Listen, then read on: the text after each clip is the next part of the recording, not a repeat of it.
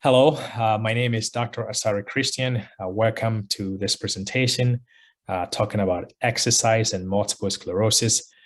So the objective here is to walk you through the benefit of exercise and how that can translate to improving functional limitations and other problems that are prevalent with multiple sclerosis.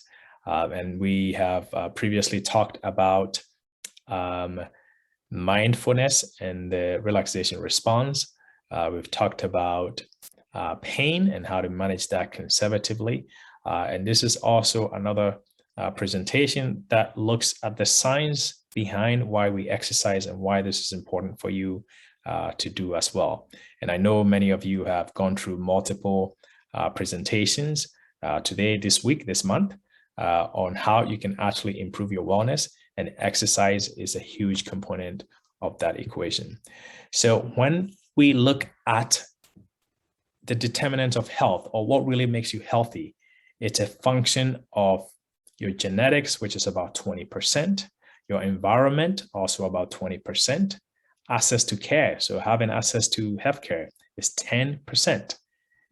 And then your behavior, diet, exercise, tobacco use, smoking, that accounts for 50% of what contributes to your health.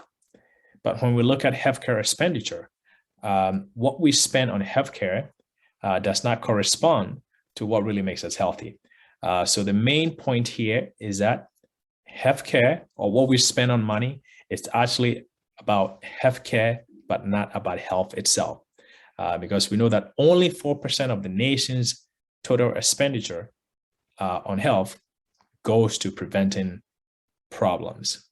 And there's multiple reasons for it, some including the return on investment and other specific factors. So the main point here is that to be able to take care of your own health, you want to be able to control that 50% of activities that actually determine your health. And this is where we think exercise plays a big role in your overall health. And this makes sense when we look at the leading cause of death or mortality within the United States. We have heart disease, cancer, number 5, stroke, number 7, diabetes. These are all disease states that are related to inactivity or lack of exercise. So we have compelling evidence to really focus on exercise to help with overall health as well as mortality. Outside of the United States, this question of inactivity is something that happens around the whole world. So globally, when we look at the factors that contribute to death, number 5 on that list is physical inactivity. So this is compelling data and shows us the importance of taking care of our health through exercise, because when you exercise, it becomes a proxy of your cardiorespiratory fitness. And we have enough evidence that shows the relationship between your cardiovascular fitness and mortality. So here's a simple graph trying to make that simple fact, and that is the lower your cardiorespiratory risk, the lower your cardiorespiratory fitness, the higher the mortality, and vice versa. So simply put, exercise saves your life. Okay.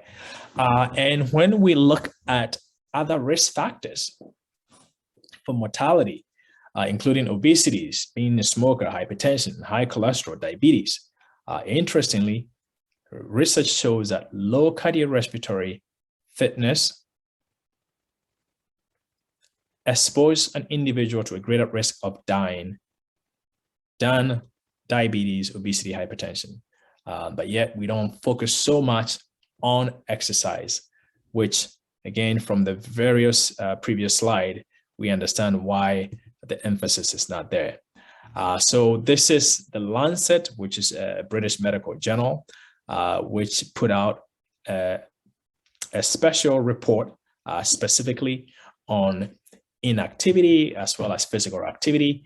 And one of the compelling conclusions that came from this presentation was that in view of the prevalence, global reach, and health effect of physical inactivity, the issue should be appropriately described as a pandemic with far-reaching health, economic, environmental, and social consequences. So again, we know that inactivity is a bigger problem than it's been looked at. And again, we are going through a pandemic. So this is something that we think makes a huge difference. All right. So this is the guideline from, I think, 2018, the physical activity guideline, and specifically recommendations that came from this committee to help us with individuals to improve physical activity. So this was a recommendation for individuals without multiple sclerosis. But again, we know that even with simple activities, individuals can still benefit from cardiorespiratory standpoint, as well as improving multiple domains in terms of health. So we know that physical activity at a moderate level intensity, specific minutes, 150 to 300 minutes a week, can reduce the risk of developing a new chronic health condition or worsening of pre-existing conditions. It does reduce risk of 7 types of cancer specifically, which reduce your mortality. There is also reduction of dementia with exercise, reduction of depression and anxiety, which are all things that can be improved with exercise. And then we can also even prevent weight gain. And even if there's no weight gain with exercise, there's no weight loss. There is a benefit to cardio respiratory health, as well as preventing diabetes. All right. So we also know that there is other benefits outside of those that have been talked about, and one of them is sleep. So I think we are talking about wellness in this presentation, and some of the fundamental things I talked about with my patients specifically is stress management or meditation or the relaxation response, which I've talked about. Nutrition, and I know there's a lot of modules and a lot of presentation here about nutrition and its importance to overall health. Exercise, which is what we're talking about. Sleep. I think sleep is very, very important in terms of helping you heal. So exercise itself is something that can improve your sleep.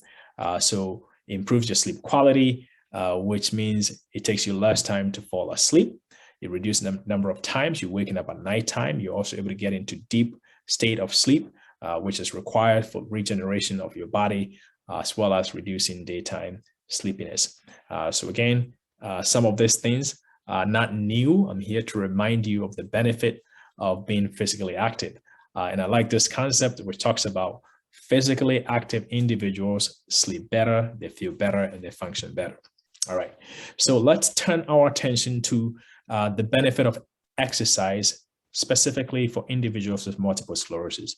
So here is a specific diagram that many people here may be familiar with. We know that MS can present with multiple symptoms: numbness, tingling, headaches, cognitive dysfunction, depression, fatigue, spasms, bladder complaints, pain. All of those things are symptoms that are amenable to exercise. So it does improve overall health, improves fatigue, improves pain, it helps with sleep, as I've talked about, and it can also improve your cognition and your mood. All right. So what is the best exercise for individuals with MS? And this is a question we get quite a bit. So we have limited evidence on what is the right exercise for individuals with MS. We know, however, irrespective of your MS, individuals do have significant benefit from exercise.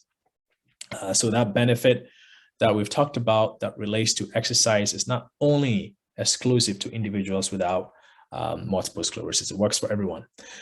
So it also, when it comes to exercise for MS, it's what works best for you. There's different levels of abilities and capacities.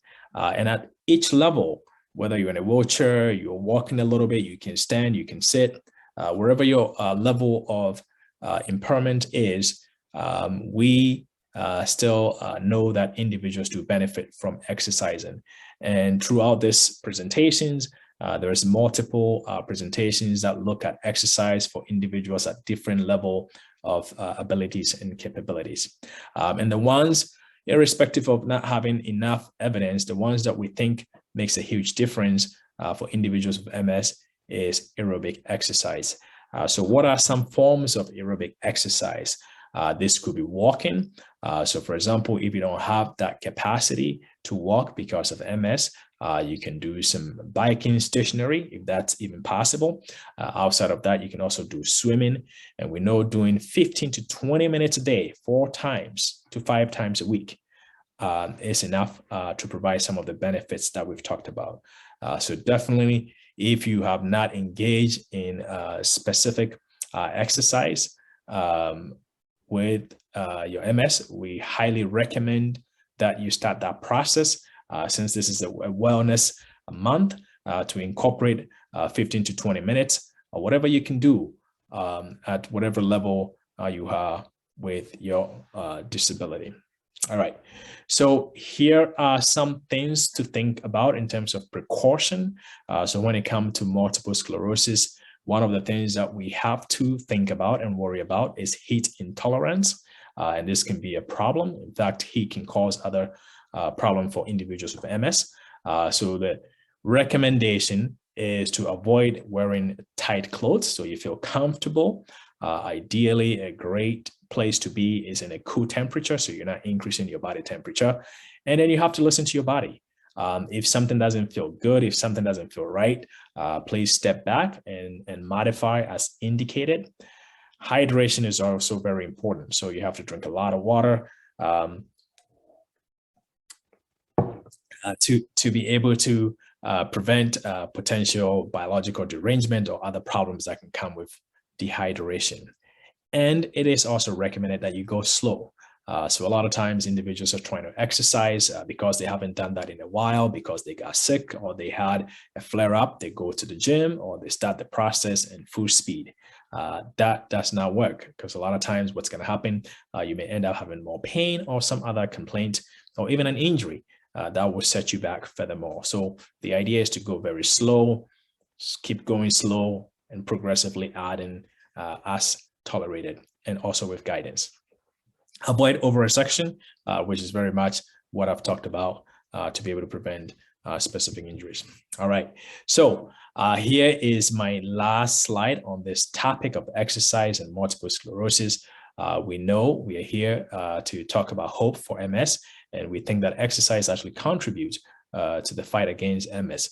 Because, for example, obesity, which is something that we can address with exercise, is a risk factor for MS. And we also know that through research, we can improve many of the symptoms in MS as well as well-being, which we've talked about, some of the pain issues, some of the depressions, the cognitive issue, fatigue, spasticity, all of those things are amenable and do respond to exercise. And this is a quote, which I think I got from one of the MS website. So movement, whether structured, so this is, structured movement, getting up to go do something specifically is what we consider exercise. So there's a difference between exercise and physical activity, which is unstructured, are all deemed meaningful and relevant for living with MS. So I will highly recommend that you create an exercise program with guidance from your therapist or from your trainers, or any other support system you have, and incorporate that into your routines to become the best, healthiest person you can be, irrespective of what MS throw at you. So thank you so much for your attention. And I hope that you've been able to learn a lot from this wellness challenge that's going to help you with your journey. Beyond that, if you have questions, if you have concerns, you can email me and we'll be happy to provide you directions on what to do next. Take care and thank you for your attention.